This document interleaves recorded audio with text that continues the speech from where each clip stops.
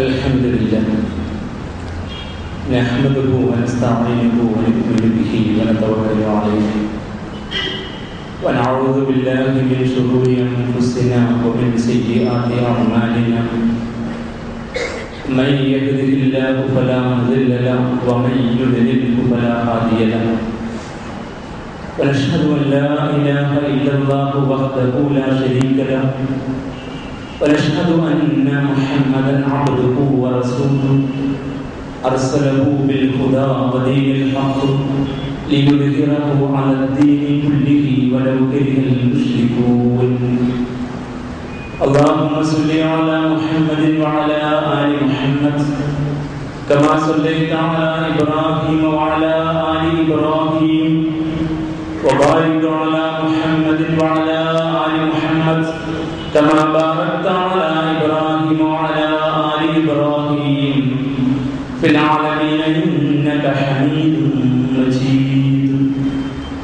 أما بعد فإن خير الحديث كتاب الله وخير الهدي هدي محمد صلى الله عليه وسلم وشر الأمور محدثاتها وكل بدعة ضلالة. أيها الناس أوصيكم وإياي أولا بتقوى الله. رب اشرح لي صدري ويسر لي أمري واحلل عقدة من لساني يفقهوا قولي. إن أريد إلا الإصلاح ما استطعت وما توفيقي إلا بالله عليه توكلت وإليه أنيب. أعوذ بالله من الشيطان الرجيم. كتاب أنزلناه إليك مبارك ليدبروا آياته وليتذكر أولو الألباب. صدق الله العلي العظيم. ബഹുമാന്യരായ സത്യവിശ്വാസികളെ, വിശ്വാസികളെ, റബ്ബ് സുബ്ഹാനഹു വ തആലയുടെ കൽപ്പനകൾ ജീവിതത്തിലുടനീളം പാലിച്ചുകൊണ്ട് അവന്റെ വിധി വിലക്കുകളെ സൂക്ഷിച്ച് ജീവിക്കണമെന്ന് ആദ്യമായി എന്നോടും തുടർന്ന് എൻ്റെ സഹോദരി സഹോദരന്മാരോടും ഉപദേശിക്കുന്നു. മനുഷ്യാവകാശങ്ങളും ഇസ്ലാമും എന്ന തുടർ ചർച്ചയിൽ ഏതാനും ദിവസങ്ങളായി, ആഴ്ചകളായി മെമ്പറിന്റെ ഖുതുബ സ്ത്രീകളും ഇസ്ലാം അവർക്ക് നിശ്ചയിച്ചു കൊടുത്ത അവകാശങ്ങളും എന്ന വിഷയത്തിലായിരുന്നു. ഈ വിഷയമായി ഇസ്ലാം പഠിപ്പിച്ച നാലാമത് വസ്തുതയാണ്, അല്ലെങ്കിൽ നാലാമത്തെ പോയിന്റാണ് കഴിഞ്ഞ ഖുതുബയിൽ നാം ശ്രമിച്ചത്. പുരുഷനും സ്ത്രീയും ഉത്തരവാദിത്വങ്ങളും ബാധ്യതകളും നിർണയിച്ചു കൊടുത്തപ്പോൾ, അവരവർ ഏറ്റെടുത്ത് നിർവഹിക്കേണ്ടുന്ന ഉത്തരവാദിത്ത മേഖല നിർണയിച്ചു കൊടുത്തപ്പോൾ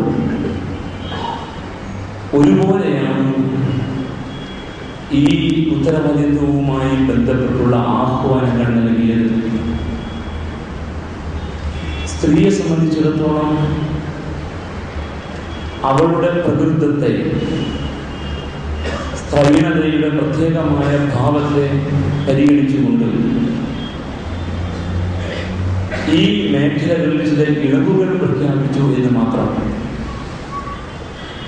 എന്നാൽ ആ ഇളവുകളുടെ ആനുകൂല്യത്തിലും അവൾ ഈ ഉത്തരവാദിത്വം നിർവഹിച്ചാൽ ഒരു ഇളവുമില്ലാതെ പൂർണ്ണാർത്ഥത്തിൽ ഈ ഉത്തരവാദിത്വം നിർവഹിച്ച പുരുഷന് ലഭ്യമാകുന്ന അതേ പ്രതിഫലം തന്നെയാണ് കർമ്മഫലം നിർണയിച്ചിടത്ത് ഇസ്ലാം അവൾക്ക് നൽകിയത്. അപ്പോൾ ബാധ്യതകളുടെ നിർവഹണത്തിനുള്ള കൽപ്പനകൾ, ശാസനകൾ നൽകിയെടുത്ത് ആണിനോടും പെണ്ണിനോടും ഒരുപോലെ സംസാരിക്കുകയും അതിനുള്ള പ്രതിഫലം നിർണയിച്ചെടുത്ത് രണ്ടുപേർക്കും തുല്യമായ പ്രതിഫലം നിർണയിക്കുകയും ചെയ്തു എന്നത് പെണ്ണിനെ അവഗണിക്കലല്ല, അവളെ കൂടി പരിഗണിക്കലാണ് എന്നും, എന്നാൽ പെണ്ണും ആണും പ്രകൃതിപരമായി ഒരിക്കലും സമന്മാരാകുന്നില്ല എന്നതുകൊണ്ട് പെണ്ണിന്റെ പ്രകൃതം പരിഗണിച്ചുകൊണ്ടുള്ള ആനുകൂല്യങ്ങൾ ഇസ്ലാം അവൾക്ക് ഈ ഉത്തരവാദിത്ത നിർവഹണത്തിൽ പ്രഖ്യാപിക്കുകയും ചെയ്തു. 5 മേഖലകൾ ഈ അടിസ്ഥാനത്തിൽ വിശുദ്ധ ഖുർആൻ നിർണയിച്ചത് കഴിഞ്ഞ ഖുതുബയിൽ നാം ശ്രദ്ധിച്ചു. വിശ്വാസം ഉൾക്കൊള്ളാനുള്ള ആഹ്വാനം, ആരാധനാധികാരങ്ങൾ നിർവഹിക്കാനുള്ള ആഹ്വാനം, മൂന്നാമതായി കുടുംബം എന്ന സ്ഥാപനത്തെ യഥാവിധി സംരക്ഷിച്ച് നിലനിർത്തി അതിനെ മുന്നോട്ട് നയിക്കാനുള്ള ആഹ്വാനം, നാലാമത്തേത് വിദ്യ അഭ്യസിക്കാനും, അഞ്ചാമത്തേത് ദൗത്യ നിർവഹണ മാർഗത്തിൽ കർമ്മനിരതരാകാനും. ഈ 5 മേഖലയിലും ആണിനോടും പെണ്ണിനോടും ഒരേ ആഹ്വാനമാണ് ഇസ്ലാം നൽകിയത്. ഈ കർമ്മ മണ്ഡലത്തിൽ എഴുന്നേറ്റ് നിൽക്കുന്ന ഈ ഉത്തരവാദിത്വം യഥാവിധി നിർവഹിക്കുന്ന ആണിനും പെണ്ണിനും ഒരേ പ്രതിഫലമാണ് ഇസ്ലാം നിശ്ചയിക്കുകയും ചെയ്തത്. ഈ വിഷയത്തിന്റെ തുടർച്ചയാണ് ഇന്നത്തെ ഖുതുബയുടെയും ഉള്ളടക്കം. ഇതിൽ ചില മേഖലകളെ, അല്ലെങ്കിൽ ഇപ്പറഞ്ഞ മേഖലകളിൽ ചിലതിൽ ഇസ്ലാം നൽകിയ ഊന്നലുകളെ അതിന്റെ തനതു അർത്ഥത്തിൽ ഉൾക്കൊണ്ടുകൊണ്ട് പ്രവർത്തിക്കാൻ പിൽക്കാലത്ത് മുസ്ലിം സമുദായത്തിന് പറ്റിയില്ല.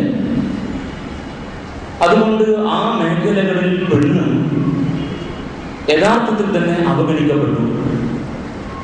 ആ അവഗണനയുടെ ആഴവും പരപ്പും കൂടിയും കുറഞ്ഞുമിരുന്നു എന്നതും കാലഘട്ടത്തിലെ ഇസ്ലാമിലെ സ്ത്രീകൾ കടന്നു വന്ന വഴികൾ പരിശോധിക്കുമ്പോൾ നമുക്ക് ബോധ്യമാകും. പിന്നീട് ചില മേഖലയിൽ ഉണർവുണ്ടായി. പക്ഷെ ആ ഉണർവ് അതിന്റെ പൂർണ്ണതയിൽ എത്തിയില്ല എന്നതോടൊപ്പം ഈ വളർച്ച പ്രാപിച്ചു എന്ന് നാം പറയുന്ന കാലയളവുകളിലും സ്ത്രീക്ക് ഇപ്പോഴും അപ്രാപ്യമായ ഒരുപാട് മേഖലകൾ മുസ്ലിം സമുദായത്തിനകത്ത് ഉണ്ട്. വേലി കെട്ടി നിർത്തിയിരിക്കുകയാണ്. ഇസ്ലാം അങ്ങനെ ഒരു വേലി കെട്ടിയില്ല എന്ന് വിശുദ്ധ ഖുർആനും തിരുസുന്നത്തും ഇസ്ലാമിക സമൂഹം കടന്നു വന്ന നാൾവഴികളും പരിശോധിക്കുമ്പോൾ നമുക്ക് കൃത്യമായിട്ട് ബോധ്യമാവുകയും ചെയ്യും. അതുകൊണ്ട് സംഭവിച്ച കുഴപ്പം എന്തെന്ന് വെച്ചാൽ, സ്ത്രീകളുടെ അവകാശങ്ങളെ കുറിച്ചുള്ള ചർച്ചാവേദികളിൽ മുസ്ലിം സമുദായം മാപ്പുസാക്ഷിയായി നിൽക്കേണ്ടി വരുന്നു എന്നത് ഇപ്പോഴും നാം അനുഭവിക്കുന്ന ഒരു ദുരന്തമാണ്. അതിൽ ഒരു തലമാണ് വിജ്ഞാന സമ്പാദനത്തിന്റെ തലം. വിദ്യ അഭ്യസിക്കാൻ വിശുദ്ധ ഖുർആനിലൂടെയും തിരുസുന്നത്തിലൂടെയും അല്ലാഹുവും അല്ലാഹുവിന്റെ പ്രവാചകൻ തിരുനബി സല്ലല്ലാഹു അലൈഹി വസല്ലമയും നടത്തിയ ആഹ്വാനങ്ങൾ ഒരുപോലെയായിരുന്നു ആണിനോടും പെണ്ണിനോടും. ആ മേഖലയിൽ ഈ ആഹ്വാനങ്ങൾക്ക് ചെവി കൊടുത്തുകൊണ്ട് അവർ മത്സരിച്ച് വളരുകയാണ് ചെയ്തത് എന്ന് വളരെ കൃത്യമായി ചരിത്രം അടയാളപ്പെടുത്തിയിട്ടുണ്ട്. സംഭവങ്ങളും ഹദീസുകളും ശേഷം ഇൻഷാ അല്ലാഹ് നമുക്ക് കേൾക്കാം. ആ ഒന്നിച്ചുള്ള മുന്നേറ്റത്തിലൂടെ ലോകത്ത് വിജ്ഞാനത്തിന്റെ ഉടമസ്ഥർ മുസ്ലിം സമുദായമായി മാറി എന്നും അറിയപ്പെടുന്ന ഏതേത് വൈജ്ഞാനിക ശാഖയുടെയും തുടക്കക്കാരായും ആ ശാഖയെ പിന്നീട് ഒരുപാട് സംഭാവനകൾ കൊണ്ട് പുഷ്കലമാക്കിയ മഹാരഥന്മാരായും ഇസ്ലാമിക സമൂഹം അറിയപ്പെട്ടു എന്നും ചരിത്രം നമ്മെ കൃത്യമായിട്ട് പരിചയപ്പെടുത്തുന്നു. പാശ്ചാത്യനും ഇതര മേഖലയിൽ താമസിക്കുന്ന ആളുകളും വിജ്ഞാനത്തിന് വേണ്ടി ഇസ്ലാമിക കേന്ദ്രങ്ങളെയും ഇസ്ലാമിക യൂണിവേഴ്സിറ്റികളെയും ആശ്രയിക്കേണ്ടി വന്നു എന്നും വളരെ കൃത്യമായ ഒരു വസ്തുതയാണ്. പിന്നീട് ഒരു പിറകോട്ട് പോക്ക് നമുക്കിടയിൽ സംഭവിച്ചു എന്ന കാര്യം നമ്മുടെ അവസ്ഥയെ യഥാവിധി വിശകലനം ചെയ്യുന്ന ഏതൊരു മുസ്ലിം സഹോദരനും സഹോദരിക്കും അറിയാം. അങ്ങനെ ഒരു തിരിച്ചു നടത്തം അല്ലെങ്കിൽ പിന്നീട് ഒരു ഇരുത്തം, പുതിയ സംഭാവനകൾ അർപ്പിച്ചുകൊണ്ട് വളരാനും ഉയരാനും കഴിയാത്ത വിധമുള്ള ഒരു വല്ലാത്ത പിറകോട്ടടി എങ്ങനെ മുസ്ലിം സമുദായത്തിൽ വന്നു എന്ന് പരിശോധിക്കുമ്പോൾ ഇസ്ലാമിന്റെ ആളുകളായി സമൂഹത്തെ നയിച്ച നാം മഹാരഥന്മാരായി പരിചയപ്പെടുത്തുകയും ചെയ്യുന്ന പലരും തന്നെയാണ് അതിന്റെ നല്ല ഒരു ഭാഗവും പ്രതികൾ എന്ന് ചരിത്രം നമ്മോട് പറയുകയും ചെയ്യും. ഇപ്പോൾ ഉണ്ടായി വരുന്ന ഒരു ഉണർവ് വൈജ്ഞാനിക രംഗത്ത് നമുക്ക് കാണാനാവുന്നു എങ്കിലും ആ ഉണർവ് പോലും സന്തുലിതമല്ല എന്ന് വളരെ കൃത്യമായി ഇനി പറയാൻ പോകുന്ന ആയത്തുകളും ഹദീസുകളും കേൾക്കുമ്പോൾ നമുക്ക് ബോധ്യമാവുകയും ചെയ്യും. അതുകൊണ്ട് ഒരു അന്വേഷണം ഒരു ചിന്തക്ക് ഗുണകരമാവട്ടെ എന്ന രീതിയിൽ ഈ വിഷയകമായി നടക്കുന്നത് സംഗതമാകുമെന്ന് വിചാരിക്കുന്നു. അല്ലാഹു സുബ്ഹാനഹു വ തആല വിജ്ഞാനത്തിന്റെ പ്രാധാന്യത്തെ അക്കാലഘട്ടത്തിലെ മനുഷ്യരെ ബോധവൽക്കരിക്കാൻ അറിവുള്ളവന് അള്ളാഹു നൽകുന്ന ഔന്നത്യവും പദവിയും കൃത്യമായി പഠിപ്പിച്ചു കൊടുത്തുകൊണ്ടാണ് ശ്രമിച്ചത്. റസൂലുള്ളാഹി സ്വല്ലല്ലാഹു അലൈഹി വസല്ലമ നിരക്ഷരനായിരിക്കെ തന്നെ അള്ളാഹുവിന്റെ വഹീയിലൂടെ ലഭ്യമായ സാധാരണ ഒരു മനുഷ്യന് നേടാൻ കഴിയാത്ത അറിവിന്റെ പ്രതലത്തിൽ നിന്നുകൊണ്ട് ഈ വിഷയത്തെ അള്ളാഹു നൽകിയ ഈ നിർദ്ദേശങ്ങളെ കൃത്യമായി വിശദീകരിച്ച് പഠിപ്പിക്കുകയും ചെയ്തു. വിശുദ്ധ ഖുർആൻ സ്വീകരിച്ച ഒരു രീതി ചുരുക്കി നമുക്ക് ഇങ്ങനെ മനസ്സിലാക്കാം. സൂറത്ത് സുമർ 9-ാമത്തെ സൂക്തത്തിൽ അള്ളാഹു പറയുന്നു, ഖുൽ ഹൽ യസ്തവിൽ ലദീന യഅലമൂന വല്ലദീന ലാ യഅലമൂൻ. പ്രവാചകരെ അങ്ങ് അവരോട് ഇങ്ങനെ ചോദിക്കും. എന്താണ് ചോദിക്കേണ്ടത്? ഹൽ യസ്തവി, സമന്മാരാകുമോ, സമമാകുമോ? അല്ലദീന യഅലമൂന, അറിവുള്ളവനും, വല്ലദീന ലാ യഅലമൂൻ, അറിവില്ലാത്തവനും. അറിവുള്ളവനും അറിവില്ലാത്തവനും, അറിവ് ആർജിച്ചവരും അറിവ് നേടാത്തവരും സമന്മാരാകുമോ എന്ന് മനുഷ്യ ബുദ്ധിയോട് ഒരു ചോദ്യമാണ്, മുനയുള്ള ഒരു ചോദ്യം. അങ്ങനെ ചോദിക്കാനാണ്, കേവലം ഒരു സാധാരണ പ്രസ്താവനയായിട്ടല്ല, ചിന്തയോട് സംവദിക്കാൻ, ചിന്തയെ ഇളക്കിവിടാൻ പ്രവാചകരെ അവരോട് അങ്ങ് ചോദിച്ചേക്കും. ഹൽ യസ്തവിൽ ലദീന യഅലമൂന വല്ലദീന ലാ യഅലമൂൻ. അറിവുള്ളവരും അറിവില്ലാത്തവരും സമന്മാരാകുമോ എന്ന ചോദ്യത്തിൽ തന്നെ ഉത്തരവും അടങ്ങിയിരിക്കുന്നു. അല്ലെങ്കിൽ ചോദ്യം തന്നെ ഉത്തരത്തെ മനുഷ്യ മനസ്സിൽ മുളപ്പിക്കും എന്നാണ് ഈ വാചകത്തിന്റെ പ്രത്യേകത.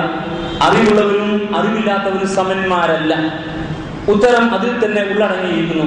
അതുകൊണ്ട് അറിവ് ആർജിച്ചുകൊണ്ട് നിങ്ങൾ ഉയർന്ന പദവികൾ നേടണം, അറിവ് കൊണ്ട് നിങ്ങൾ ഔചിത്യമുള്ളവരാകണം എന്ന് വളരെ കൃത്യമായിട്ട് അല്ലാഹു സുബ്ഹാനഹു വ തആല ഈ വിഷയത്തെ ഊന്നി ശ്രദ്ധയിൽ കൊണ്ടുവരാൻ ആഗ്രഹിച്ചുകൊണ്ട് പറഞ്ഞു എന്ന് ഈ ആയത്തിന്റെ വിശദീകരണത്തിൽ നമുക്ക് കാണാം.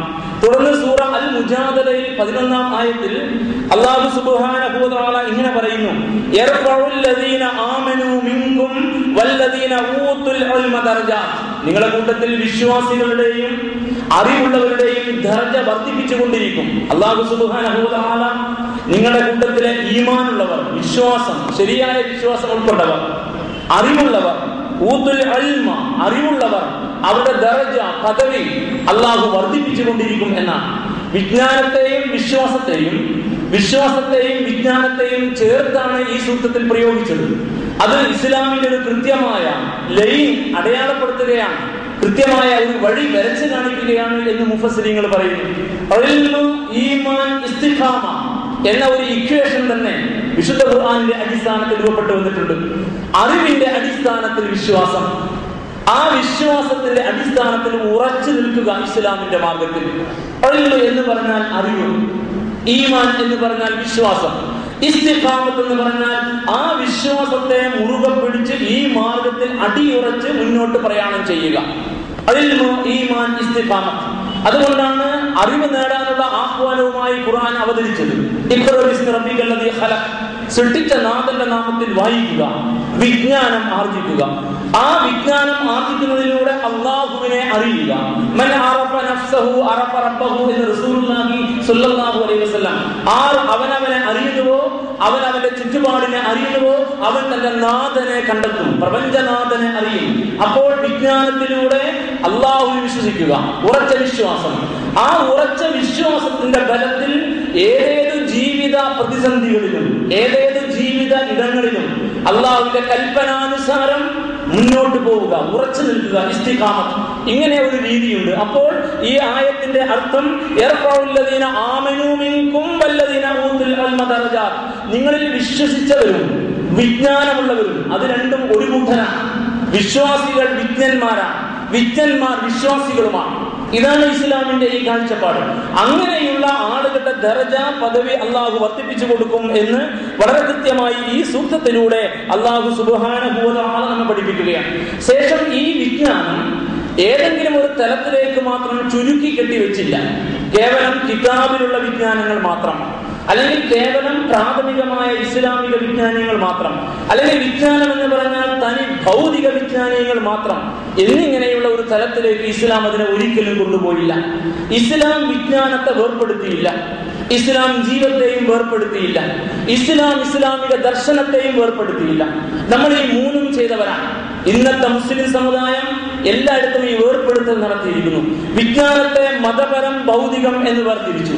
എന്നിട്ട് ഊന്നൽ കൊടുത്തത് ഭൗതിക മേഖലയിൽ, അവഗണിച്ചത് മതപരമായ മേഖലയിൽ. മതപരമായ പഠനം എന്ന് പറഞ്ഞാൽ ആരോ എഴുതി വെച്ച കിതാബ് പഠിക്കൽ മാത്രമാണ്. ഇനി നമ്മുടെ മദ്രസ പഠനം എന്നത് കേവലം നമസ്കാരത്തിന്റെ ഷർത്തും ഫറദും, അങ്ങനെ കുളിയുടെ ഷർത്തും ഫറദും, മയ്യിത്ത് നമസ്കാരം ഉൾപ്പെടെ ഏതാനും കർമ്മങ്ങൾ പഠിക്കണം. ഇങ്ങനെ അങ്ങ് വേർതിരിച്ച് അവഗണിച്ച് നശിപ്പിച്ചു കളഞ്ഞു നിലവിലുള്ള മുസ്ലിം സമുദായം എന്ന് മനസ്സിലാക്കണം. ജീവിതത്തെയും വേർതിരിച്ചു. അങ്ങനെ നമ്മുടെ മതപരമായ ജീവിതം, ഭൗതിക ജീവിതം, അല്ലെങ്കിൽ മതപരമായ ജീവിതം, രാഷ്ട്രീയ സാമൂഹിക സാമ്പത്തിക ജീവിതത്തെയും വേർതിരിച്ചു. അതും വലിയൊരു ബാധകമാണ്. മതത്തെയും വേർതിരിച്ചു. മതം എന്ന് പറഞ്ഞാൽ കേവലം ആരാധനാദി ആത്മീയ കാര്യങ്ങൾ, ആത്മസുഖത്തിനായി ആചരിക്കുന്ന ഏതാനും കർമ്മങ്ങൾ. ബാക്കിയുള്ള മേഖല പൊതുസമൂഹത്തിൽ എന്ത് നടക്കുന്നുവോ ഭൗതിക പ്രമത്തതയിൽ അധിഷ്ഠിതമായി എന്താണോ ഒരു സമൂഹത്തിന്റെ സംസ്കാരം, അത് തന്നെ മുസ്ലിം സമുദായത്തിന്റെ സംസ്കാരം. ഈ ദുരന്തം നമ്മൾ ചെയ്തു വെച്ചു. എല്ലായിടത്തും ഈ ദുരന്തം ചെയ്തു വെച്ചവരാണ് നിലവിലുള്ള മുസ്ലിം സമുദായം എന്ന യാഥാർത്ഥ്യം നാം തിരിച്ചറിയണം. പക്ഷേ ഇസ്ലാം ഇങ്ങനെ വേർതിരിച്ചില്ല. അല്ലാഹു സുബ്ഹാനഹു വ തആല വിശുദ്ധ ഖുർആനിൽ സൂറ അൽ ഫാത്തിറിലെ 28-ാം സൂക്തത്തിൽ ഒരു കൃത്യമായ പ്രസ്താവന പറയുന്നുണ്ട്. ആ അധ്യായത്തിന്റെ പ്രമേയം എന്ന നിലയ്ക്ക്, ആ അധ്യായത്തിന്റെ പ്രമേയം അതാണ്. എന്നാണ് ആ സൂക്തത്തിന്റെ ഒരു ഭാഗം. അതൊരു ആയത്തിന്റെ ഒരു ഭാഗമാണ്. അത് ആ അധ്യായത്തിന്റെ പ്രമേയമാണ്. നിശ്ചയം അല്ലാഹുവിനെ ഭയപ്പെടുന്നവർ മിൻ ഇബാദിഹി, അവന്റെ ദാസന്മാരിൽ, അൽ ഉലമാഉ, വിജ്ഞന്മാരാണ്. അറിവുള്ളവർക്ക് പടച്ചവനെ ഭയപ്പെടാൻ കഴിയും. പടച്ചവന്റെ കൽപ്പനകൾ യഥാവിധി പാലിച്ചു ജീവിക്കാൻ കഴിവുള്ളവർ അറിവുള്ളവരാണ് എന്നാണ്. ഈ ഉലമ എന്നത് കേവലം കിതാബ് പഠിച്ച ആലിമല്ല. ഈ ഉലമ എന്നത് കേവലം കിതാബ് മാത്രം അറിയുന്ന ആലിമിനെ കുറിച്ചല്ല. അങ്ങനെ പറയേണ്ടി വന്നത് പുതുകാലഘട്ടത്തിൽ ഒരു വലിയ തെറ്റിദ്ധാരണ നീക്കാൻ വേണ്ടിയാണ്. കിതാബ് പഠിച്ചവൻ മാത്രമാണ് ആലിം എന്ന് ധരിച്ചു പോയത്. അങ്ങനെ ഒരു തലത്തിലേക്ക് ഇൽമിനെ, വിജ്ഞാനത്തെ, അല്ലെങ്കിൽ ഇസ്ലാം പ്രോത്സാഹിപ്പിച്ച വൈജ്ഞാനിക പ്രോത്സാഹനവുമായി ബന്ധപ്പെട്ട വിഷയങ്ങളെ നാം ചേർത്ത് വെച്ചത് കൊണ്ടാണ്. പക്ഷേ ഈ ആയത്ത് വന്ന ഈ സൂറ അൽ ഫാത്തിറിലെ 27, 28 സൂക്തങ്ങൾ പഠിച്ചാൽ നമുക്കറിയാം ആ സൂക്തങ്ങളുടെ ഉള്ളടക്കം സയൻസാണ്, ശാസ്ത്രമാണ്, പ്രകൃതിയിലെ അറിവുകളാണ്, പ്രാപഞ്ചികമായ വിജ്ഞാനങ്ങളാണ്. വിശുദ്ധ ഖുർആൻ പറയുന്നു, അലം തറ, നിങ്ങൾ കാണുന്നില്ലേ, അന്നല്ലാഹ അൻസല മിനസ് സമാഇ മാഅ, അല്ലാഹു സുബ്ഹാനഹു വ തആല ആകാശത്ത് മഴ വർഷിപ്പിക്കുന്നത് നിങ്ങൾ അറിയുന്നില്ലേ, നിങ്ങൾ കാണുന്നില്ലേ? മഴ അത് യഥാർത്ഥത്തിൽ നമ്മുടെ പ്രപഞ്ചത്തിലെ ഒരു അറിവാണ്. മഴ വർഷിക്കുന്നത് എങ്ങനെ എന്നത് നമ്മുടെ കൊച്ചുകുട്ടികൾ സയൻസ് ആയിട്ട് പഠിച്ചുകൊണ്ടിരിക്കുന്ന ഒന്നാണ്. ആ മഴവർഷം മുഖേന ഭൂമിയിൽ അല്ലാഹു സുബ്ഹാനഹു വ തആല ഫലമൂലാദികളെ ഉത്പാദിപ്പിക്കുന്നു. അപ്പോൾ കൃഷി, നമുക്ക് ആവശ്യമുള്ള എല്ലാം മണ്ണിൽ പച്ചയായി മുളപൊട്ടി വരുന്നത്, അതിൽ നിന്ന് മനുഷ്യൻ ജീവനത്തിന് വേണ്ടി, ഉപജീവനത്തിന് ഉപയോഗപ്പെടുത്തുന്ന ഈ ഫലമൂലാദികൾ ഇങ്ങനെ പൊട്ടി മുളച്ചു വരുന്ന കാര്യം നിങ്ങൾ അറിയുന്നില്ലേ? മുഖ്തലിഫൻ അൽവാനുഹ, ആ ഫലവർഗങ്ങളെ, പഴവർഗങ്ങളെ നിങ്ങൾ നോക്കുക, എന്തെന്തു നിറഭേദങ്ങളാണ്. വ്യത്യസ്തമായ നിറത്തിൽ, കാഴ്ചയിൽ ചിലപ്പോൾ ഒരുപോലെ, നിറത്തിൽ വ്യത്യസ്തം, രുചിയിലും വ്യത്യസ്തം. കാഴ്ചയിലും നിറത്തിലും ഒരുപോലെ, പക്ഷെ രുചിയിലും മണത്തിലും ഗുണത്തിലും വ്യത്യസ്തം. ഇങ്ങനെ വല്ലാത്ത അത്ഭുതങ്ങൾ ഈ പ്രപഞ്ചത്തിൽ മണ്ണിൽ നിന്ന് പൊട്ടിമുളച്ചു വരുന്ന ഈ ഫലമൂലാദി നിങ്ങൾ കാണുന്നില്ലേ? വമിനൽ ജിബാൽ, പർവ്വതങ്ങളെ നിങ്ങൾ നോക്കുക, ജുദദും ബീദുൻ വഹുംറുൻ മുഖ്തലിഫുൻ അൽവാനുഹ, വിവിധ നിറങ്ങളിലെ പാറകൾ നിങ്ങൾ വെട്ടിയെടുക്കുന്നു. നിങ്ങളുടെ വീട്ടകത്ത് നിങ്ങൾ വിരിച്ചിരിക്കുന്നു. ഏതെല്ലാം നിറങ്ങളാണെന്ന്? നല്ല വെളുത്ത മാർബിളുകൾ, നല്ല ചുമന്ന മാർബിൾ, ബീർ വെളുത്തത്, ഹുമ്ർ ചുമന്നത്, എണ്ണക്കറുപ്പുള്ള നല്ല ഗ്രാനൈറ്റ് പലകകൾ, പാറകളിൽ നിന്ന് വെട്ടിയെടുക്കുന്നു നിങ്ങൾ. അങ്ങനെ വിവിധ നിറമുള്ള പാറകൾ ഭൂമിശാസ്ത്രവുമായി ബന്ധപ്പെട്ട് യഥാർത്ഥത്തിൽ തന്നെ പഠന വിഷയമാകുന്ന ഒരു തലത്തിലേക്കാണ് ശ്രദ്ധ കൊണ്ടുപോകുന്നത്. അങ്ങനെ നിങ്ങൾ കാണുന്നില്ലേ വിവിധ നിറങ്ങളുള്ള ഫലമൂലാദികൾ, വിവിധ നിറങ്ങളുള്ള പർവ്വതങ്ങൾ, പാറകൾ, പാറ അടലുകൾ. മനുഷ്യരിലേക്ക് നിങ്ങൾ നോക്കുക. ഇഴജന്തുക്കളും ജന്തുവർഗങ്ങളുമായിട്ടുള്ള ഇനങ്ങളിലേക്ക് നിങ്ങൾ നോക്കുക. വൽ അൻആം, നിങ്ങൾ വീട്ടിൽ വളർത്തുന്ന കന്നുകാലികളെ ശ്രദ്ധിക്കുക. മുഖ്തലിഫുൻ അൽവാനുഹു കദാലിക്, ഇവരിലും നിങ്ങൾക്ക് നിറവൈവിധ്യങ്ങൾ കാണാം. മനുഷ്യനിൽ വർണ്ണവൈവിധ്യങ്ങൾ, ജന്തുവർഗങ്ങളിൽ, പക്ഷിമൃഗാദികളിൽ, നിങ്ങൾ വളർത്തുന്ന കന്നുകാലികളിൽ. ഈ ഇത്രയും വർത്തമാനം പറഞ്ഞു വെച്ചിട്ട് ആയത്ത് അവസാനിക്കുന്നത് ഇന്നമാ യഖ്ശല്ലാഹ മിൻ ഇബാദിഹിൽ ഉലമാ, നിശ്ചയം അള്ളാഹുവിനെ ഭയപ്പെടുന്നവർ ഇவ்விதം അറിവുള്ളവരാണ്. ഈ പറഞ്ഞത് അത്രയും പ്രാപഞ്ചികമായ അറിവുകളാണ്. ഇത് മുഴുവൻ സയൻസാണ്, ശാസ്ത്രമാണ്, ഇതെല്ലാം അറിവുകളാണ്. ഈ കാര്യങ്ങളെല്ലാം നന്നായിട്ട് അറിയുന്നവന് തമ്പുരാനെ മനസ്സിലാകും. ഈ വൈവിധ്യങ്ങൾ, ഒരേ ആകാശത്ത് വർഷിക്കുന്ന മഴ ഒരേ മണ്ണിൽ പതിക്കുന്നു, എന്നിട്ട് ആ മണ്ണിൽ നിന്ന് ഉണ്ടായി വരുന്ന സസ്യലതാദികൾ വിവിധ നിറമുള്ള, മണമുള്ള, രുചിയുള്ള, ആകൃതിയുള്ള ഫലമൂലാദികളെ നൽകുന്നു. ഒരേ മണ്ണിൽ നിന്ന് ഒരേ ആകാശത്ത് വർഷിച്ച വെള്ളമാണ് അവർ വലിച്ചെടുക്കുന്നത്. പക്ഷേ അവയിൽ നിന്ന് ഉണ്ടായി വരുന്ന ഉൽപ്പന്നങ്ങളോ വല്ലാതെ വൈവിധ്യം കൊണ്ട് നമ്മെ അത്ഭുതപ്പെടുത്തുന്നു. ഇങ്ങനെ വൈവിധ്യങ്ങളോടെ ഇങ്ങനെ സൃഷ്ടിക്കാൻ കഴിഞ്ഞ തമ്പുരാൻ ഊഷരമായി കിടക്കുന്ന മണ്ണിൽ, വിണ്ട മണ്ണിൽ വിശറി മഴ പെയ്തിറങ്ങി അത് കനത്ത് പെരുകുന്നതോടുകൂടി ആ മണ്ണിൽ നിന്ന് സസ്യലതാദികൾ മുളച്ചു പൊങ്ങുന്നു. മരിച്ച മനുഷ്യൻ ഇവിധം ഉയർത്തെഴുന്നേൽക്കുമെന്ന് വളരെ കൃത്യമായിട്ട് ഖുർആൻ. എങ്കിൽ അതിന്റെ ഒരു തെളിവിത മണ്ണിൽ എന്ന് വീണ്ടും വിശുദ്ധ ഖുർആൻ. അപ്പൊ ഇങ്ങനെയുള്ള ഒരുപാട് അത്ഭുതങ്ങൾ കഴിവുള്ള ഒരു മഹാശക്തി വിശേഷമാണ് അള്ളാഹു എന്ന് നിങ്ങൾക്ക് മനസ്സിലാകും. ഇത് പഠിക്കുന്ന ആളുകൾ ഉലമാക്കളാണ്. ഇന്നമാ യഖ്ശല്ലാഹ മിൻ ഇബാദിൽ ഉലമാ ഇന്നല്ലാഹ അസീസുൻ ഗഫൂർ, നിശ്ചയം അല്ലാഹു സുബ്ഹാനഹു വ തആല ഏറെ പ്രതാപവാനും പാപങ്ങൾ പുറത്തു കൊടുക്കുന്നവരുമാണ്. അപ്പൊ എല്ലാ വിജ്ഞാന മേഖലയിലേക്കും പ്രവേശിക്കാനുള്ള ആഹ്വാനം ഇതെല്ലാം ആണിനോടും പെണ്ണിനോടും ഒരുപോലെയാണ്. ഇവിടെയൊന്നും ഒരു വിവേചനവുമില്ല. അങ്ങനെ ഇസ്ലാം ആഹ്വാനം ചെയ്തിട്ടേ ഇല്ല. എല്ലാവരും ഈ വിഷയങ്ങൾ, ഈ വൈജ്ഞാനിക തലങ്ങൾ അറിയണം, പഠിക്കണം, വികസിക്കണം. എന്നാൽ ഈ ഭൗതിക വിജ്ഞാനങ്ങളെ മാത്രം ഊന്നി പഠിച്ചാൽ മതിയോ? അങ്ങനെ ഇസ്ലാം ആഹ്വാനം ചെയ്തില്ല. നമുക്കിടയിൽ ഉണ്ടായ ഉണർവിൽ ഇപ്പോൾ കണ്ടുവരുന്ന ഒരു ഏകോണിച്ച രീതിശാസ്ത്രം, ക്രമം തെറ്റിയ ഒരു ശൈലി, ഭൗതിക വിജ്ഞാനീയ തലങ്ങളിൽ മുസ്ലിം സമുദായം വല്ലാതെ വളരുന്നു എന്നാണ്. അത് നല്ല കാര്യം തന്നെ. പക്ഷേ മറുഭാഗത്ത് തീരെ അവഗണിക്കപ്പെടുന്ന ഒരു മേഖലയുണ്ട് എന്ന് നമ്മൾ മനസ്സിലാക്കണം. അങ്ങനെ ഒരു അവഗണന അവിടെ സംഭവിക്കാൻ പാടില്ല. നേരത്തെ സംഭവിച്ചത് എല്ലാ വിജ്ഞാന തലത്തിലും പെണ്ണുങ്ങളെ മാറ്റി നിർത്തി എന്നതാണ്. ഒരുപോലെ ഇസ്ലാം ആഹ്വാനം ചെയ്തിട്ടുണ്ട്. പിന്നെ കുറച്ചു കാലം കഴിഞ്ഞപ്പോ ഒരു ഉണർവുണ്ടായി. മുസ്ലിം സമുദായം പോലും പുരുഷന്മാർ ഭൗതിക വിജ്ഞാനീയ തലങ്ങളിലേക്ക് വളർന്നില്ല. പള്ളി ദർസുകളിൽ പഠിച്ചവർ കേവലം മുല്ലമാരായി, ഭൗതിക കലാലയങ്ങളിൽ പഠിച്ചവർ കേവലം മിസ്റ്റർമാരായി. അങ്ങനെ വളർന്നു രണ്ട് ധ്രുവങ്ങളിലേക്ക്. അതിലെ ദുരന്തവും ഈ സമുദായം ഏറ്റുവാങ്ങി. പുരുഷന്മാരിൽ സംഭവിച്ചതാണ്. സ്ത്രീകൾക്ക് പൂർണ്ണമായും വിലക്കപ്പെട്ടു. പിന്നീട് ഉണ്ടായി വന്ന ഉണർവ് ഒരു ഭാഗത്ത് നമുക്ക് സന്തോഷം നൽകുന്നു, മറുഭാഗത്ത് ആ സന്തോഷം പോലും സ്ഥായിയായ സന്തോഷമല്ല. കാരണം വേറെ ഒരു മേഖലയെ പൂർണ്ണമായും അവഗണിച്ചു. എന്നാൽ ഇസ്ലാം അങ്ങനെ അവഗണിച്ചില്ല. വിശുദ്ധ ഖുർആന്റെ അടുത്ത ആഹ്വാനം സൂറത്ത് സ്വാദ് 29-ാം സൂക്തം.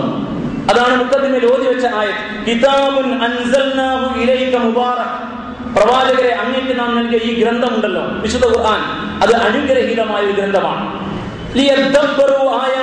അതിലെ ആയാത്തുകളെ, വചനങ്ങളെ കുറിച്ച് അവർ സൂക്ഷ്മമായ വിശകലനം നടത്തി ഗവേഷണപരമായ പഠന മേഖലയിലൂടെ മുന്നോട്ട് പോകാൻ വേണ്ടി. അതാണ് തദബ്ബുർ. കേവലം ഓത്തിന് ഇസ്ലാം പറഞ്ഞേയില്ല. ഖുർആൻ ഓത്ത് എന്ന പ്രയോഗം മലയാള ഭാഷയിലുണ്ടോ എന്ന് വേറെ പഠിക്കണം.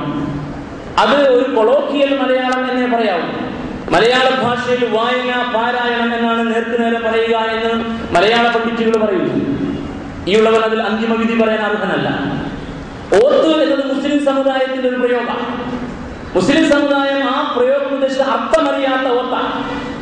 അർത്ഥം പഠിക്കാതെയുള്ള സംഗതിക്കാണ് ഓത്ത് എന്ന് പ്രയോഗിച്ചു വന്നത്. അതൊരു തെറ്റായ സാങ്കേതിക പദമായി നിലകൊള്ളുകയാണ്. ഖുർആൻ ഖിറാഅത്ത് എന്നാണ് ഇഖ്റാ. തിലാവത്ത് എന്നാണ് വായന, പാരായണം. വായിച്ചത് പറയാൻ അറിയുന്നവർ, പറയാൻ കഴിയുന്ന വായന, വായിച്ചത് പറയാൻ കഴിയുന്ന, വായിച്ചതിന്റെ ഉള്ളടക്കം ഇന്റർപ്രറ്റ് ചെയ്യാൻ കഴിയുന്ന, ഉദ്ധരിക്കാൻ കഴിയുന്ന വായനയെ ഇസ്ലാം പറഞ്ഞിട്ടുള്ളൂ.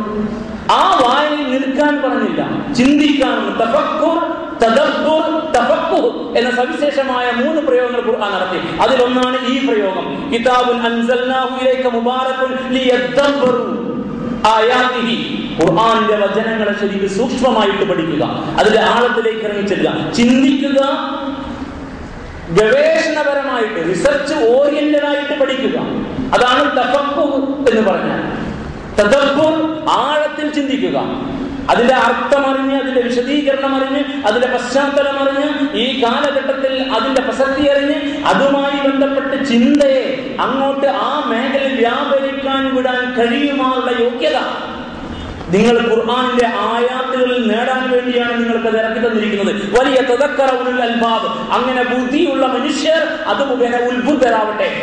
അപ്പോ ഗവേഷണപരമായ മേഖലയിൽ വരെ ചെന്ന് ഡിഗ്രികൾ നേടിയ ഒരുപാട് പേർ, അത് ഭൗതിക മേഖലയിലാണ്. വിശുദ്ധ ഖുർആന്റെ മേഖലയിൽ അങ്ങനെ ഒരു പഠനമില്ല, അങ്ങനെ ഒരു വായനയില്ല, ആണിനും പെണ്ണിനുമില്ല. ഇങ്ങനെ ഒരു അവസ്ഥ ഈ സമുദായത്തിൽ സംഭവിച്ചു. വിശുദ്ധ ഖുർആൻ വേറൊരു ഭാഗത്ത് സൂറത്ത് തൗബ 122 ആയത്തിൽ ഫലൗലാ നഫറ മിൻ കുല്ലി ഫിർഖത്തിൻ മിൻഹും ത്വായിഫ, എന്തുകൊണ്ട് നിങ്ങളുടെ കൂട്ടത്തിൽ നിന്ന് ഓരോ സംഘങ്ങളായി ഒരുങ്ങി ഇറങ്ങുന്നില്ല? എന്തിനു വേണ്ടി? ലിയതഫഖഹു ഫിദ്ദീൻ, ദീനിൽ അങ്ങേയറ്റം വിൽപ്പത്തിയുള്ളവരായിട്ട് മാറാൻ. ദീനും നന്നായിട്ട് പഠിക്കണം. സയൻസും ശാസ്ത്രവും സാങ്കേതിക വിദ്യയും പ്രകൃതിപരമായ അറിവുകൾ, പ്രാപഞ്ചികമായ അറിവുകൾ നേടണം. അത് മുഖേന നിങ്ങൾക്ക് നാഥനെ ശരിക്കും മനസ്സിലാകും എന്ന് കഴിഞ്ഞ വചനത്തിൽ നാം കേട്ടതുപോലെ തുടർന്ന് ഇപ്പുറത്ത് പറയുന്ന ഖുർആനിൽ അങ്ങേയറ്റം, ദീനിൽ അങ്ങേയറ്റം വിൽപ്പത്തിയുള്ളവരായിട്ട് വളരാൻ നിങ്ങൾ മാറിയിരിക്കണം. നിങ്ങളുടെ കൂട്ടത്തിൽ നിന്ന് ആളുകൾ അതിനു വേണ്ടി പുറപ്പെടട്ടെ.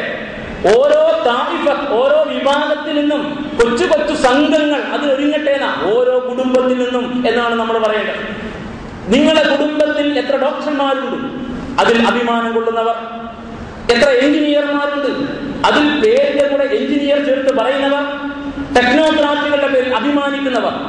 എന്നാൽ നിങ്ങളുടെ കൂട്ടത്തിൽ ഖുർആനും ദീനും പഠിച്ചവർ എത്ര എന്ന് ചോദിക്കാൻ നമുക്കിടയിൽ ചോദ്യകർത്താക്കളില്ലാതെ പോയി. അതുകൊണ്ട് നമ്മുടെ ദീനിന്റെ മേഖലയിൽ വന്ന ഇടിവ് നമ്മെ ആരെയും അസ്വസ്ഥപ്പെടുത്തിയില്ല. ഖുർആൻ 2 തലങ്ങളെയും ഒരുപോലെ മുന്നോട്ട് നയിച്ചു എന്ന് മനസ്സിലാക്കണം. വിശുദ്ധ ഖുർആൻ സൂറത്തുൽ നിസായിൽ 83 ആയത്തിൽ ഇങ്ങനെ പറയുന്നു, വലൗ റുദ്ദൂഹു ഇലർ റസൂലി വഇലാ ഉലിൽ അംരി മിൻഹും, നിങ്ങൾക്കിടയിൽ ഉണ്ടായി വരുന്ന പ്രശ്നങ്ങളെ നിങ്ങൾ പ്രവാചകനിലേക്കും സല്ലല്ലാഹു അലൈഹി വസല്ലം, നിങ്ങളുടെ കൂട്ടത്തിൽ ഈ മേഖലയിൽ അറിവുള്ള ആളുകളിലേക്കും നിങ്ങൾ കൈമാറിയിരുന്നു എങ്കിൽ അവരിൽ ഗവേഷണപരമായ ചാതുരയോടെ മുന്നോട്ട് പോകുന്നവർ ആ പ്രശ്നങ്ങൾക്ക് പരിഹാരം നിർണയിക്കുമായിരുന്നു. അവർ അതിന്റെ പരിഹാരം കണ്ടെത്തിന്റെ അലിമഹു, അവർക്ക് അതിനെ കുറിച്ച് അറിയാൻ കഴിയും. ആർക്ക്? അല്ലദീന യസ്തംബിതൂനഹു മിൻഹും, ഇസ്തിംബാത്ത് ചെയ്യുന്നവർ, ഗവേഷണപരമായി മുന്നോട്ട് പോകുന്നവർ.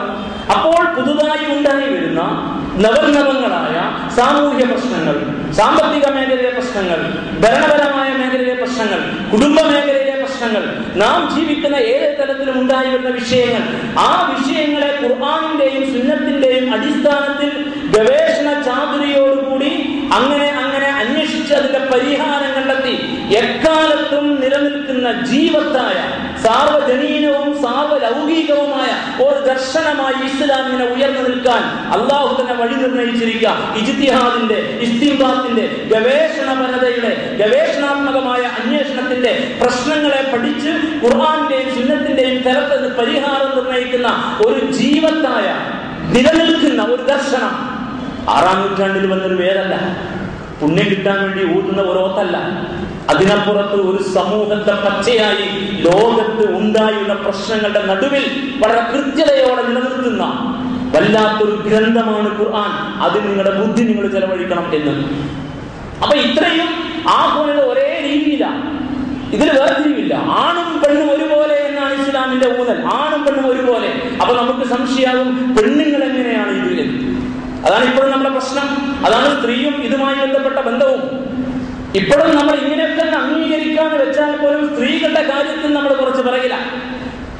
അത് നമ്മുടെ പണ്ഡിതന്മാർക്ക് പോലും ഉൾക്കൊള്ളാൻ പറ്റിയില്ല. നല്ല നിസ്കാരക്കാരുടെ കാരണം പെണ്ണിന്റെ കാര്യം പറയുമ്പോൾ അവൻ അവിടെ ഒത്തിരി പുറകോട്ട് പോകും. കാരണം അത് ദീനിൽ എങ്ങനെ എന്ന് ചോദിക്കുന്ന രീതിയാണ്. എങ്കിൽ ഇനിയുള്ള വർത്തമാനങ്ങൾ നിങ്ങൾ കേൾക്കുക. റസൂലുള്ളാഹി സ്വല്ലല്ലാഹു അലൈഹി വസല്ലമ ഈ ആഹ്വാനങ്ങൾ, ഇത് കൃത്യമായ ചില അടയാളങ്ങളാണ്, ഖുർആനിൽ വന്ന ചില അടയാളങ്ങൾ, പഠനത്തിന്റെ മേഖലയിൽ ശ്രദ്ധ എത്തേണ്ടുന്ന വശങ്ങൾ, അതിനെ കൃത്യമായിട്ട് ഖുർആൻ അടയാളപ്പെടുത്തത് എടുത്തു ധരിച്ചതാണ്. എന്നിട്ട് ഈ ഉത്ബോധനങ്ങളുടെ അടിസ്ഥാനത്തിൽ റസൂലുള്ളാഹി എന്ത് ചെയ്തു സ്വല്ലല്ലാഹു അലൈഹി വസല്ലം? റസൂലുള്ളാഹി ആണിനെയും പെണ്ണിനെയും ഒരുപോലെ പഠിപ്പിച്ചു, ഒരുപോലെ പഠിക്കാൻ അവരെ നിർബന്ധിക്കുകയും ചെയ്തു. അപ്പോൾ ഹബീബിന്റെ വിജ്ഞാന സദസ്സുകളിൽ ആണും പെണ്ണും ഒരുപോലെ പങ്കെടുക്കും. മദീന പള്ളിയിലും മുമ്പ് ദാറുൽ അർഖമിൽ മക്കയിലും. അങ്ങനെ ഇരിക്കെ സ്ത്രീകൾ പരാതി പറഞ്ഞു, പ്രവാചകരെ, അങ്ങ് പറയുന്ന ഹദീസ് തിരുവചനങ്ങൾ, അങ്ങയുടെ വർത്തമാനങ്ങൾ ആണുങ്ങൾ കൊണ്ടുപോകുന്നു. എല്ലാം ആണുങ്ങൾക്ക് കിട്ടും, അവരെപ്പോഴും ഹബീബിന്റെ കൂടെ സഹവസിക്കും. ഞങ്ങൾക്ക് അങ്ങനെ അവസരങ്ങളില്ല. അതുകൊണ്ട് അങ്ങ് തന്നെ ഞങ്ങൾക്ക് വേണ്ടി ഒരു ദിവസം നിശ്ചയിക്കണം. ആ ദിനത്തിൽ ഞങ്ങൾ അങ്ങയുടെ അടുക്കൽ വരും. അല്ലാഹു നിങ്ങളെ പഠിപ്പിച്ച എല്ലാ അറിവും അങ്ങ് ഞങ്ങളെയും പഠിപ്പിക്കണം. ബുഖാരി ധരിച്ച ഹദീസാ. പെണ്ണുങ്ങൾ ആവശ്യപ്പെട്ടതാ. എല്ലാവർക്കും പൊതുവായിട്ടാണ് ക്ലാസ്. ഖുതുബയും അങ്ങനെ തന്നെ. പെണ്ണിനെ വിലക്കിയിട്ടുണ്ടായിരുന്നില്ല. എല്ലാവരും പൊതുവായിട്ട് കേട്ടുകൊണ്ടിരിക്കുക തന്നെ.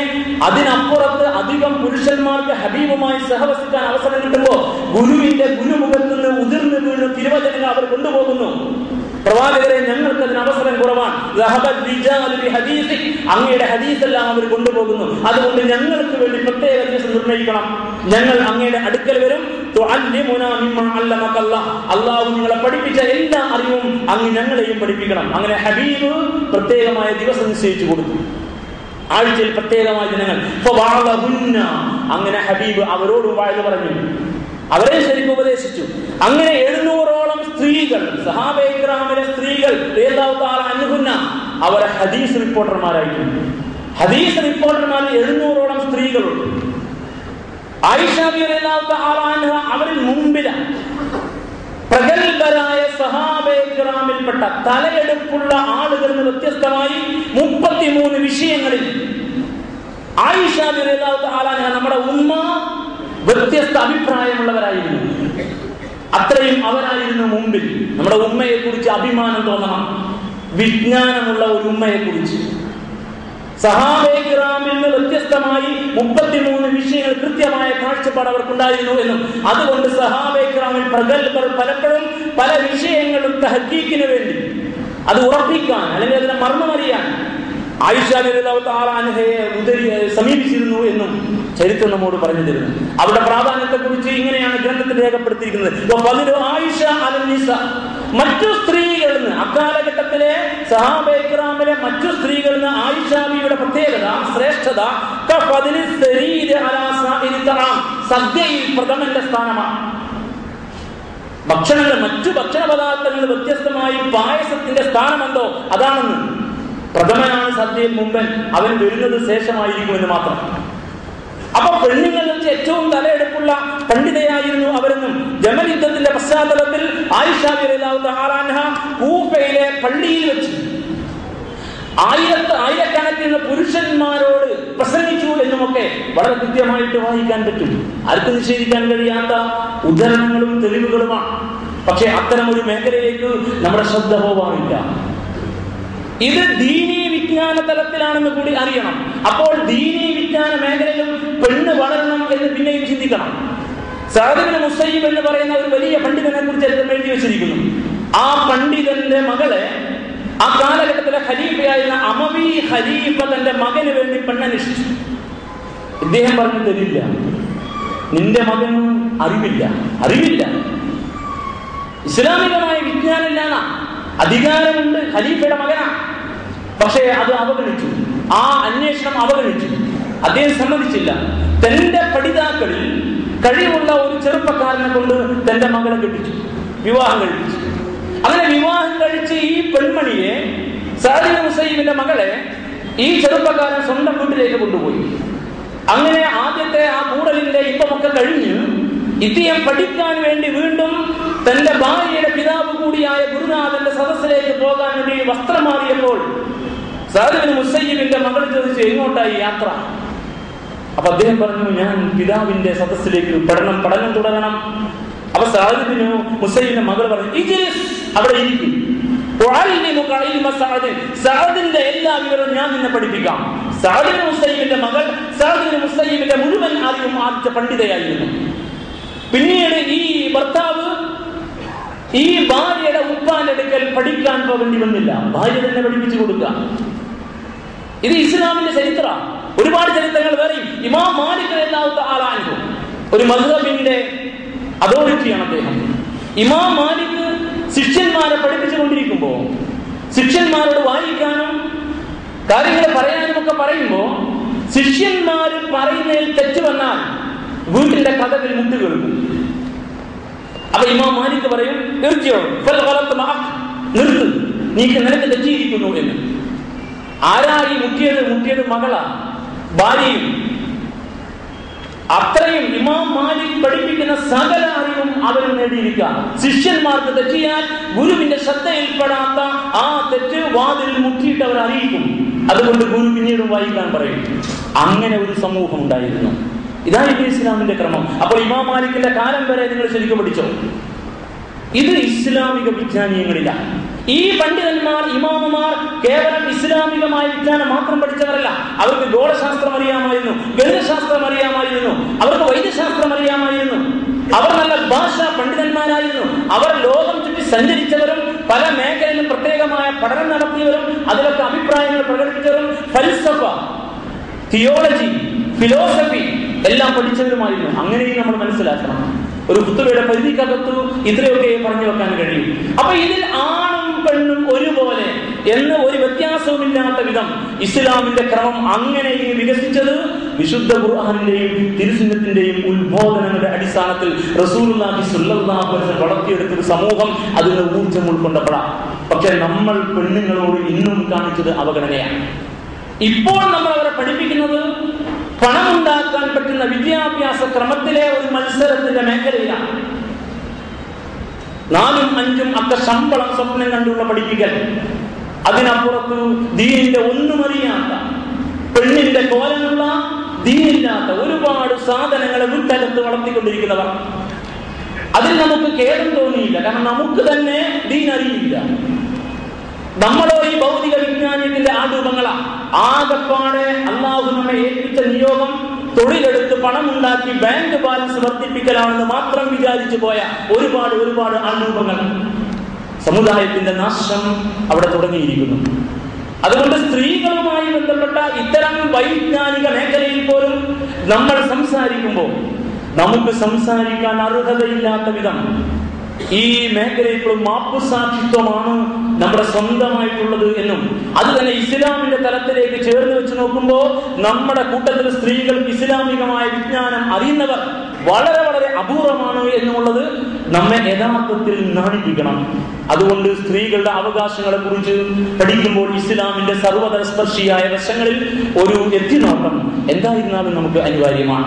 അങ്ങനെ ഇസ്ലാമിക വിജ്ഞാനങ്ങൾ ആർജിക്കാൻ ഒരുപോലെ ആഹ്വാനം ചെയ്തുകൊണ്ട് പ്രവാചകൻ തിരുനബി സല്ലല്ലാഹു അലൈഹി വസല്ലം അവരോട് പറഞ്ഞു, വലിയ പുണ്യമാണ് നിങ്ങൾ കാണിനും പെണ്ണിനും ഈ മേഖലയിൽ നിങ്ങൾ പ്രവേശിക്കുക, എല്ലാ അറിവും ആർജിക്കാൻ നിങ്ങൾ പ്രവേശിക്കുക. അങ്ങനെ വന്നാൽ മൻ സലക ത്വരീഖൻ യത്ലു ഫീ ഇൽമ, വിജ്ഞാനം ആർജിക്കുന്ന വഴി നിങ്ങൾ ആര് പ്രവേശിച്ചാലും ആണാവട്ടെ പെണ്ണാവട്ടെ, സലകല്ലാഹു ബിഹി ത്വരീഖൻ ഇലൽ ജന്ന, അല്ലാഹു അവരെ സ്വർഗ്ഗത്തിലേക്ക് വഴി നടത്തും. വിജ്ഞാന സമ്പാദനം സ്വർഗ്ഗത്തിലേക്കുള്ള വഴിയായി മാറുക. മുഴുസമയ ആരാധനയിൽ മുഴുകുന്നവനേക്കാൾ ശ്രേഷ്ഠനാണ് വിദ്യ നേടിയവൻ എന്ന് പിന്നെയും റസൂലുള്ളാഹ്.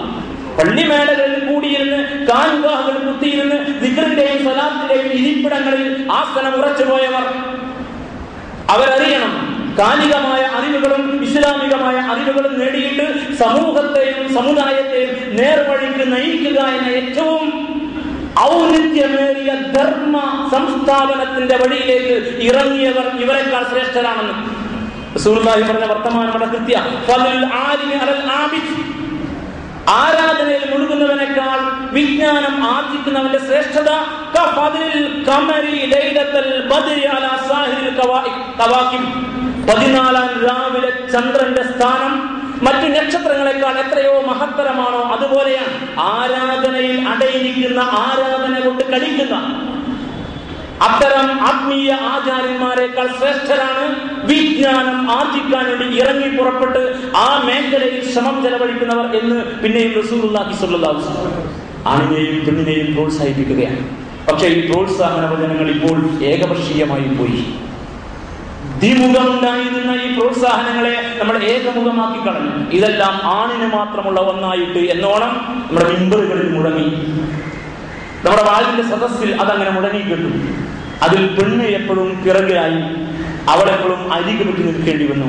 ഈ വല്ലാത്ത വൈരുദ്ധ്യം സ്ത്രീകളുമായി ബന്ധപ്പെട്ട് കാര്യങ്ങൾ പഠിക്കുമ്പോൾ മുസ്ലിം സമുദായവും അറിയണം. നമ്മുടെ കുടുംബത്തിൽ വളരുന്ന മക്കൾ രണ്ട് തലത്തിലും വിധിയുള്ളവരാകട്ടെ. അങ്ങനെ അവരെ കരുത്തരാക്കി മാറ്റാൻ കഴിയുന്ന പിതാക്കന്മാർ, മാതാക്കൾ അനുഗ്രഹീതരാണ്. അള്ളാഹു അത്തരം നല്ല രക്ഷിതാക്കളിൽ നമ്മെ ഉൾപ്പെടുത്തുമാറാവട്ടെ. ഇന്നല്ലാഹു മലായികതു യുസല്ലൂന അലൻ നബി യാ അയ്യുഹല്ലദീന ആമനു സ്വല്ലു അലൈഹി വസല്ലിമു തസ്ലീമാ.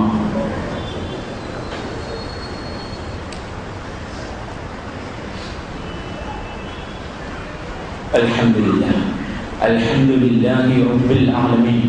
اللهم صل وسلم على عبدك ورسولك محمد الأمين وعلى آله وأصحابه أجمعين.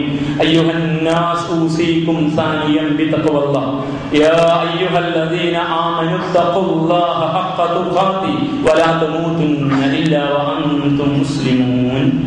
اللهم ارض عن الخلفاء الراشدين وأمراء المرشدين عن أبي بكر الصديق وعمر بن الخطاب وعثمان بن عفان وعلي بن أبي طالب وعمي نبيك حمزة والعباس وبقية الصحابة والقرابة والتابعين كلهم أجمعين. اللهم اغفر للمؤمنين والمؤمنات والمسلمين والمسلمات الأحياء منهم والأموات إنك مجيب الدعوات يا قاضي الحاجات. اللهم أعز الإسلام والمسلمين وأذل الشرك والمشركين. اللهم أعز الإسلام والمسلمين وأذل الكفر والكافرين. اللهم أعز الإسلام والمسلمين وأذل الظلم والظالمين. اللهم أجرنا من النار. اللهم أجرنا من النار. اللهم أجرنا من النار. ربنا اغفر لنا ولإخواننا الذين سبقونا بالإيمان ولا تجعل في قلوبنا غلا للذين آمنوا ربنا إنك رؤوف رحيم. ربنا آتنا في الدنيا حسنة وفي الآخرة حسنة وقنا عذاب النار. آمين برحمتك يا رب.